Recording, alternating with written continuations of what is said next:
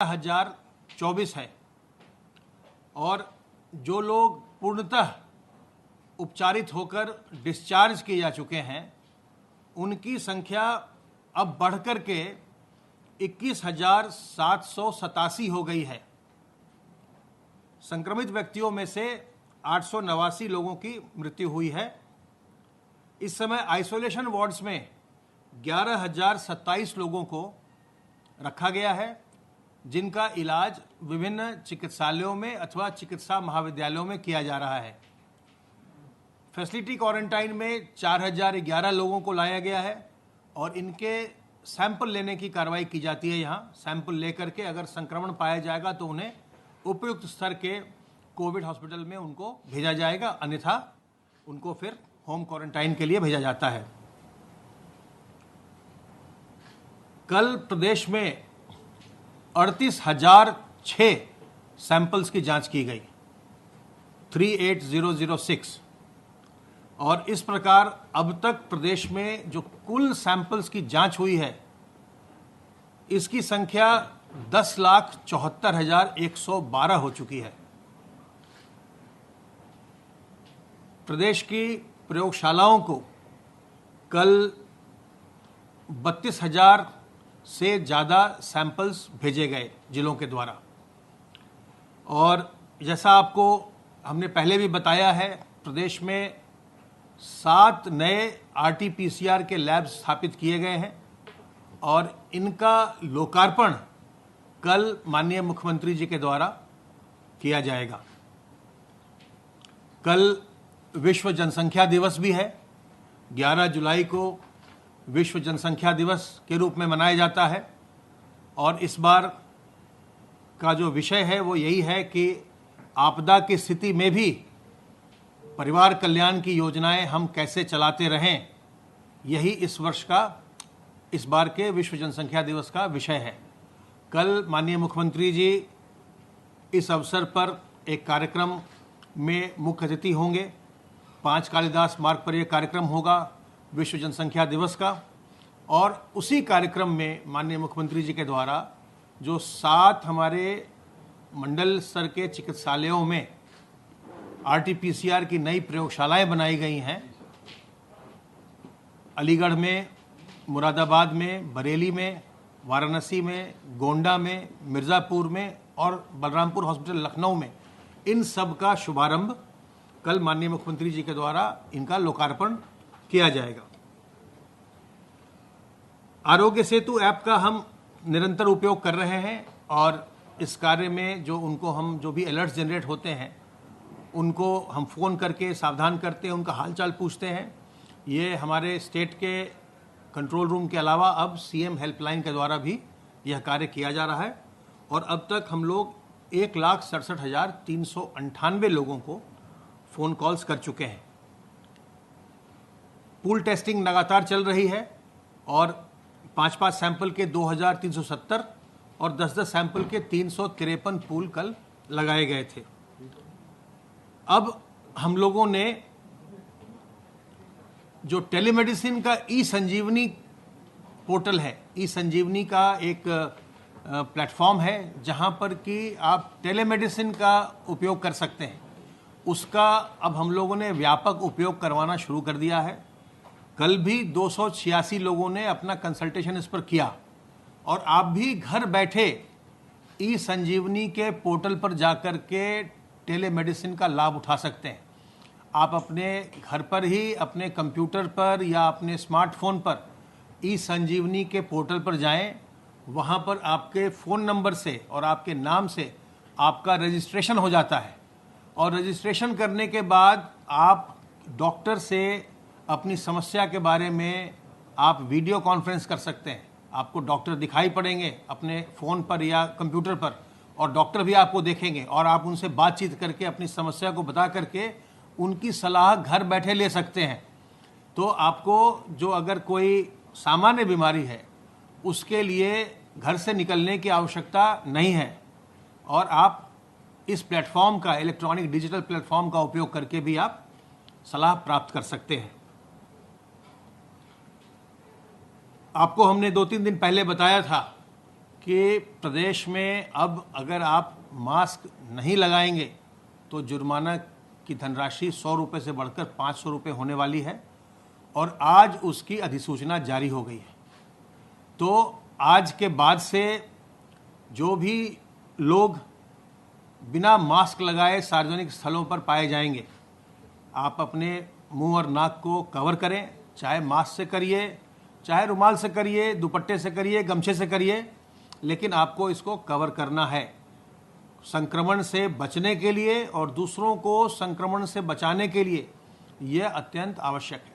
अगर आप ऐसा नहीं करते हैं तो अब प्रत्येक बार आपको 500 रुपये का जुर्माना देना पड़ेगा।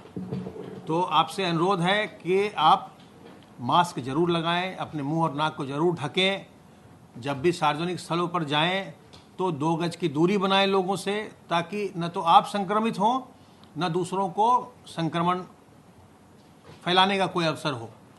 और साथ ही साथ बार बार अपने हाथ को साबुन और पानी से धोते रहें, जिससे कि आपके हाथ पर कोई भी वायरस, कोई भी संक्रमण टिकने ना पाए।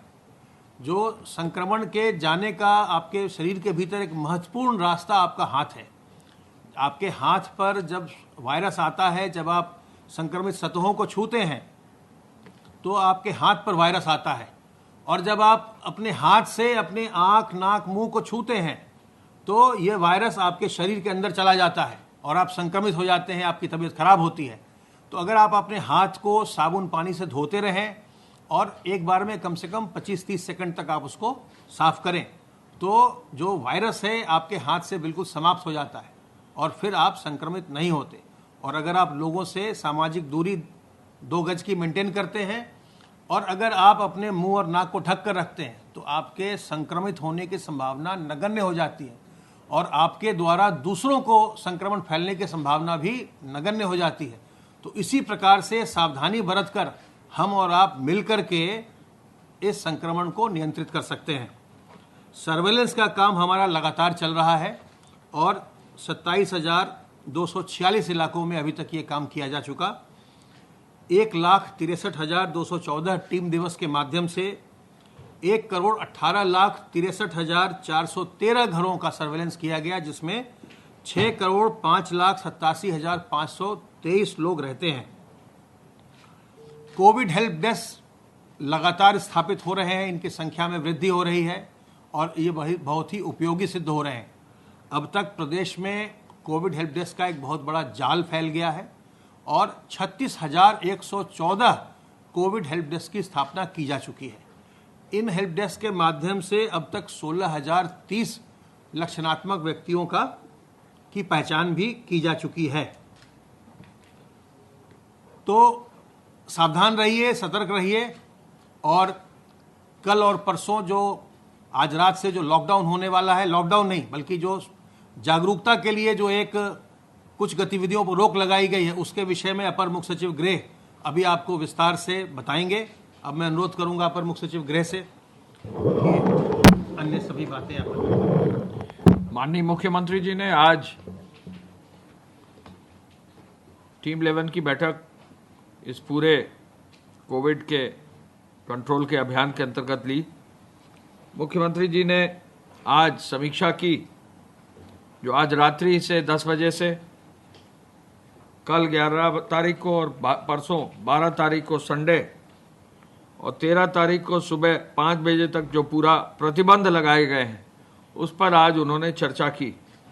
आप सबको मालूम है कि कोविड-19 के प्रसार को रोकने के लिए संचारी रोग जैसे एंसेफेलाइटिस, मलेरिया, डेंगू और कालाजार को रोकने के लिए कल गृह विभाग से मुख्य सचिव महोदय की ओर से आदेश जारी किए गए। इस आदेश में यह कहा गया है, निर्देश दिए गए हैं कि जो समस्त कार्यालय हैं, शहरी क्षेत्र में जो भी बाजार है, गल्ला मंडी है और व्यावसायिक प्रतिष्ठान हैं और ग्रामीण क्षेत्र में जो हाट हैं, वो इस अवधि में 10 तारीख की रात्रि यानी आज की रात्रि से 13 तारीख यानी सोमवार की सुबह 5 बजे तक बंद रहेंगे। इसमें जो भी आवश्यक सेवाएं हैं, जैसे स्वास्थ्य और चिकित्सा की हैं, आवश्यक आपूर्ति की सेवाएं हैं, जो भी इसमें कार्य करने वाले हमारे कोरोना वॉरियर्स हैं उनके लिए ये प्रतिबंध नहीं होगा, डोर स्टेप डिलीवरी के लिए प्रतिबंध नहीं होगा, स्वच्छता कर्मियों के लिए प्रतिबंध नहीं होगा। ये सब लोग काम अपना यथावत करते रहेंगे, कोई इनको रोकेगा नहीं। रेलवे का आगमन शुरू है, कुछ निर्धारित ट्रेन अपने समय से चल रही हैं। रेलवे के आवागमन के लिए जो भी यात्री आ और जा रहे हैं उनके लिए कोई कठिनाई नहीं होगी, वो उनको अनुमति होगी।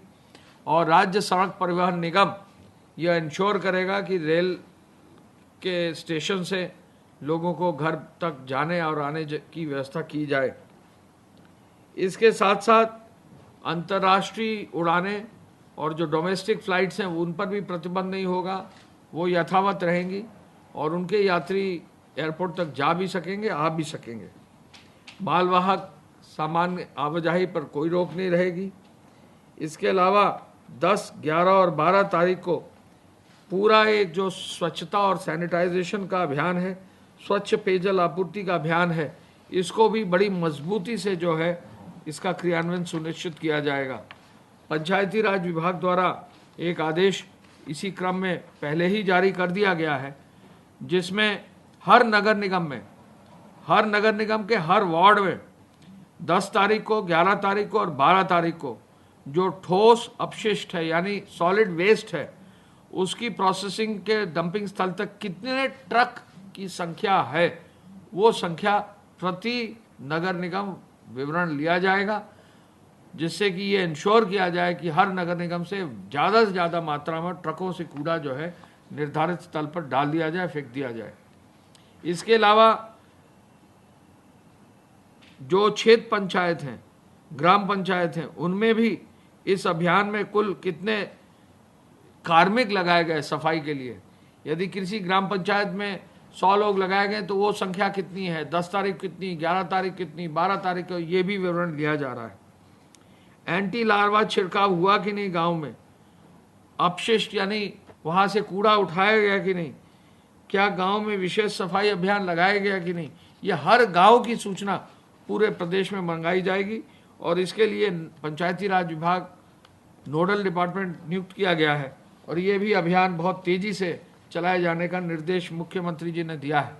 मुख्यमंत्री जी ने कहा है कि इस 3 दिन के अभियान में अगर मजबूती से सफाई का, स्वच्छता का, पेयजल आपूर्ति का, एंटी लार्वा ट्रीटमेंट का, बाकी संचारी रोगों के नियंत्रण का, इसके साथ साथ मुख्यमंत्री जी ने ये भी आदेश दिया है कि सर्वेलेंस भी किया जाए। जहाँ मेडिकल टीम्स गई हैं स्वास्थ्य विभाग की, वो डोर टू डोर जो है सर्वे भी इसमें एक अभियान के रूप में करें। लगभग 1 लाख से ज़्यादा टीमें पूरे प्रदेश में हैं, तो इन टीमों को आगे प्रोत्साहित करें। इन टीमों को ये आदेश दिया गया है कि इन 3 दिनों में एक विशेष अभियान भी चलाएं। इंडस्ट्री को बंद नहीं किया जाएगा, चाहे वो इंडस्ट्री शहर की हो चाहे देहात की हो, इंडस्ट्री को बंद नहीं किया जाएगा। विशेष रूप से जो कंटिन्यूस इंडस्ट्रीज हैं उनमें किसी भी तरह का कोई प्रभाव नहीं होगा, सभी इंडस्ट्री चालू रहेंगी। जो बड़े निर्माण कार्य हैं, बृहद निर्माण कार्य है, एक्सप्रेसवे का है, पीडब्ल्यूडी के कार्य हैं, बाकी भवनों के कार्य हैं, जो निजी प्रोजेक्ट भी अगर है, बड़ा प्रोजेक्ट है, तो उनके कार्यों को भी कोई प्रभाव नहीं होगा। इसके अलावा यह भी आदेश दिया गया है कि जो भी कार्यालय हैं उन पर पूरी तरह से जो है बंदी रहेगी, लेकिन जो कार्यालय आवश्यक सेवाओं के हैं उन पर यह प्रतिबंध लागू नहीं होगा। यह आदेश भी दिया गया है कि अस्पताल, मेडिकल कॉलेज, औद्योगिक प्रतिष्ठान और चौराहे पर पब्लिक एड्रेस सिस्टम यानी लाउडस्पीकर लगाकर कोविड को रोकने के लिए, संचारी रोग के नियंत्रण के लिए एक प्रचार करा जाए, कैसेट लगाकर सबको सूचना दी जाए कि कैसे इन बीमारियों से बचा जा सके। पुलिस टीमों को अलर्ट किया गया है, यूपी 112 को अलर्ट किया गया है, मजिस्ट्रेट और पुलिस को एक साथ घूमने का निर्देश दिया गया है। और आपको मालूम है कि 75 जनपदों में वरिष्ठ अधिकारी, नोडल अधिकारी भी तैनात किए गए हैं। तो ये पूरा अभियान 3 दिन का चलेगा, जिसके लिए माननीय मुख्यमंत्री जी ने आज पूरा रिव्यू किया है और इसको आगे बढ़ाने का निर्देश दिया है।